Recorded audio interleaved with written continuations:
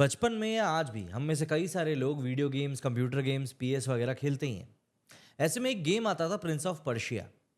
क्या कभी आप लोगों ने अपने दिमाग के ऊपर जोर डाला कि वो पर्शिया कहाँ चला गया जहाँ के प्रिंस के साथ हम लोग गेम खेला करते थे? उसके बारे में आपको ज़्यादा जोर डालने की ज़रूरत नहीं है, क्योंकि वो पर्शिया आज के नक्शे पर मौजूदा ईरान है। अब इस बारे में आप गूगल कर सकते हैं कि ये पर्शिया ईरान कैसे बना। लेकिन एक छोटी सी हिस्ट्री मैं आपको बता देता हूँ कि आज के समय में हमारे देश में जो पारसी कम्युनिटी के लोग रहते हैं, जिनको काफ़ी इंटेलेक्चुअल, काफ़ी पढ़ा लिखा और काफ़ी समझदार माना जाता है, काफ़ी बड़े बिजनेसमैन इससे निकल कर आए हैं। रतन टाटा जी की हम बात कर सकते हैं, और सैम मानेकशॉ, वो भी पारसी ही थे। तो ये सब जो कम्युनिटी है, ये कहीं ना कहीं पर्शिया से ही निकल कर भारत आए थे। 8वीं और 10वीं सेंचुरी के आसपास ये माइग्रेशन हुआ था, और ये माइग्रेशन हुआ था अरब्स ने जो परसिक्यूशन वहाँ पे किया था उसके कारण। अब आप सोच रहे होंगे कि आज मैं आपको ये हिस्ट्री का पार्ट क्यों पढ़ा रहा हूँ। ये हिस्ट्री का पार्ट मैं आपको इसीलिए पढ़ा रहा हूँ क्योंकि ईरान के सुप्रीम लीडर का ये सोचना है कि भारत में जो माइनॉरिटीज़ हैं, खास करके मुसलमान हैं, वो लोग सही तरीके से यहाँ पर जी नहीं पा रहे हैं।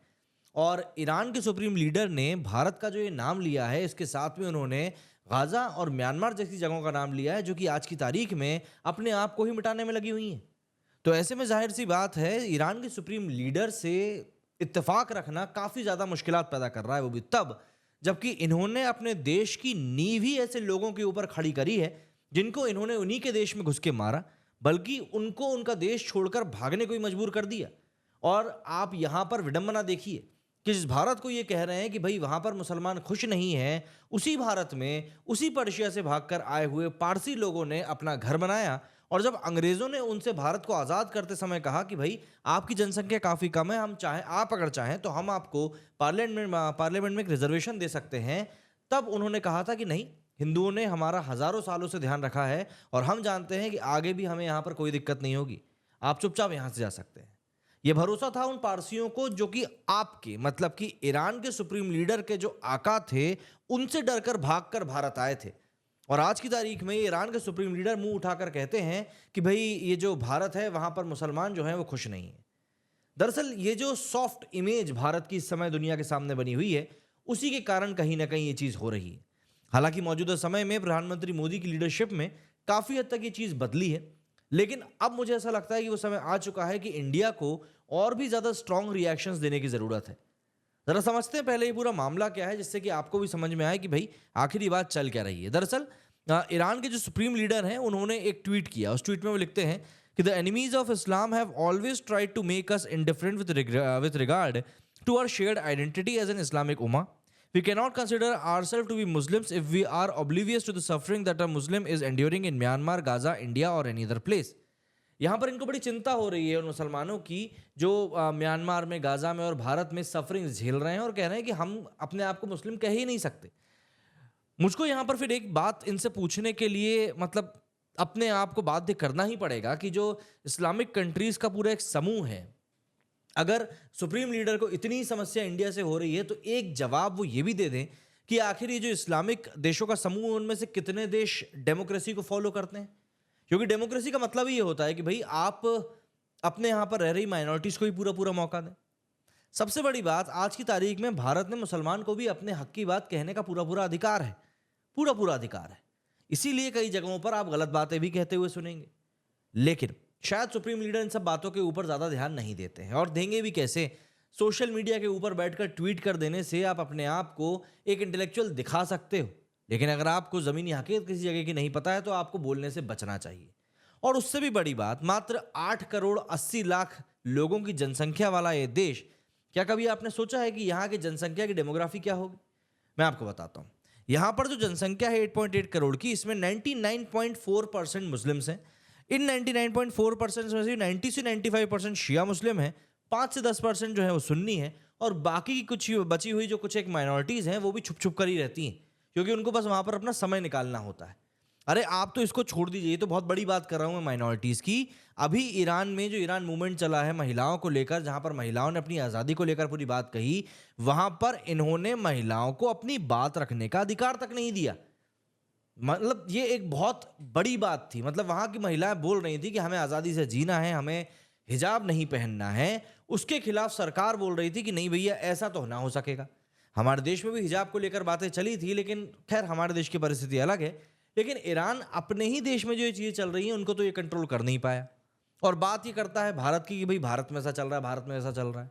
और सबसे अच्छी चीज़ जो मुझे लगी कि इस पूरे सिनेरियो में भारत में क्या जवाब दिया गया, भारत की जो फॉरेन मिनिस्ट्री है उसकी तरफ से क्या जवाब दिया गया। और इसके पहले सोशल मीडिया पर लोगों ने अपनी जो नाराज़गी थी वो व्यक्त करना शुरू कर ही दी थी कि जो ईरान आज की तारीख में भारत के ऊपर इस तरह की बातें कर रहा है, वो एक बार के लिए ज़रा खुद की तरफ भी नज़र उठाकर देख ले कि वो खुद अपने यहाँ पर रह रही माइनॉरिटीज़ के साथ क्या कर रहा है और अतीत में क्या कर चुका है। मतलब एक रिपोर्ट है, उसमें तो जो यूएन है उसमें इस बारे में काफ़ी बार डिस्कशन भी हुआ है कि 1980s में जो जेनोसाइड हुआ था, जो एट्रोसिटी क्राइम्स हुए थे, उसके ऊपर जांच होनी चाहिए। भाई ईरान में क्या कुछ किया गया था। और जेनोसाइड का मतलब होता है पूरी की पूरी एक पॉपुलेशन को ही खत्म कर देना। आज की तारीख में तो बहुत हल्के लहजे में इस शब्द का इस्तेमाल किया जाता है, जबकि ये शब्द बहुत अपने आप में डीप मीनिंग रखता है।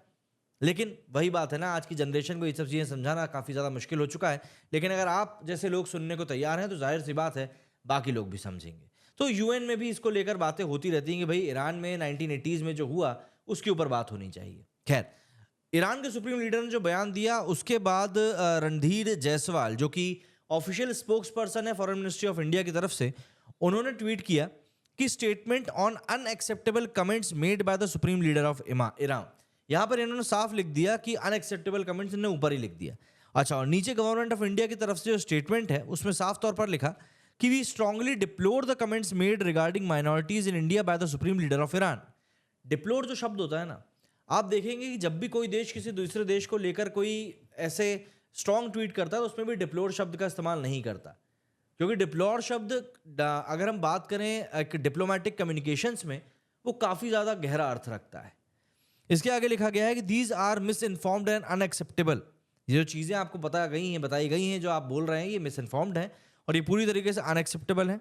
Countries commenting on minorities are advise to look at their own record before making any observation about others. ये देखिए, ये सबसे इंपॉर्टेंट चीज़ थी इस ट्वीट की कि यहाँ पर इंडिया ने साफ तौर पर बोल दिया कि जो भी देश दूसरे देशों की माइनॉरिटीज़ के ऊपर कमेंट करते हैं उनको एक बार खुद के रिकॉर्ड्स की तरफ भी देख लेना चाहिए कि भाई आपके यहाँ पर क्या हो रहा है।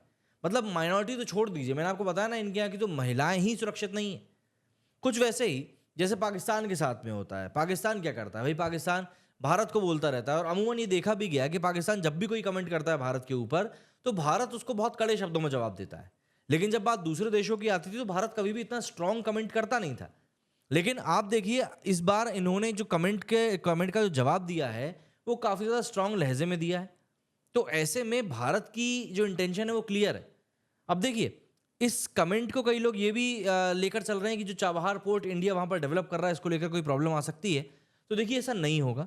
ऐसा इसीलिए नहीं होगा क्योंकि ईरान भी जानता है कि भाई वो जो चीज़ है वो ईरान के लहजे से भी काफ़ी ज़्यादा ज़रूरी है। भारत अगर उसको डेवलप करता है तो भाई पैसा जो है वो पैसा ईरान भी कमाएगा, और पैसे को ये लोग मना नहीं करेंगे क्योंकि ये लोग काफ़ी भूखे होते हैं पैसे के लिए। पढ़ाई लिखाई से इनको ज़्यादा मतलब होता नहीं है, लेकिन हाँ, पैसा इनको पूरा चाहिए होता है। और जाहिर सी बात है वही, इवन अगर मैं अभी की बात करूं तो महसा अमीनी एक महिला ही थी वहां पर जिसको कि सही तरीके से हिजाब ना पहनने के कारण वहां की ऑफिशियल अथॉरिटी ने ही खत्म कर दिया था, जिसके बाद जो महिलाओं की आज़ादी को लेकर होने वाला प्रोटेस्ट था वो और भी ज़्यादा भड़क गया था। अब हालांकि ये काफ़ी कम हो चुका है, लेकिन फिर भी महसा अमीनी आज की तारीख में भी पोस्टर गर्ल बनी हुई हैं महिलाओं के साथ हो रहे ईरान में अत्याचारों को लेकर। एक और इसी को लेकर आर्टिकल आया था। इस आर्टिकल में साफ तौर पर लिखा गया था, यूरो न्यूज़ का ये आर्टिकल था कि cake and figs how the spirit of Mahsa Amini lives in two Iranian films challenging state despotism. तो यहाँ पर एक तरीके से देखा जाए तो ईरान में जो एट्रोसिटीज़ हैं वो अलग लेवल की चल रही हैं, बट ऐसा लगता है कि सुप्रीम लीडर जो हैं उनको अपने देश के बारे में बात करने में थोड़ी ज़्यादा समस्या है और वो दूसरे देशों के बारे में ज़्यादा दिलचस्पी लेते हैं। समस्या दरअसल यही होती है, ये सिर्फ इन सुप्रीम लीडर की समस्या नहीं है, ये एक इंसान की भी समस्या होती है कि उसको भाई हमेशा बाजू वाले घर में पड़ोस में झांकने में ज़्यादा मज़ा आता है। पर देखिए, मुद्दा यही है कि यहाँ पर इंडिया का जवाब देना बहुत ज़्यादा ज़रूरी था, और मेरे हिसाब से इंडिया की फॉरेन मिनिस्ट्री ने जिस तरीके से जवाब दिया है वो जवाब बहुत सटीक है, बहुत सही है, और मुझे ऐसा लगता है कि वो वहाँ तक पहुँचेगा जहाँ तक उसको पहुँचना चाहिए। बाकी आप मुझे बताइए कि आपका इस पूरे मामलात के ऊपर क्या कुछ कहना है। मेरे इस वीडियो में फिलहाल उतना ही। जय हिंद, जय भारत।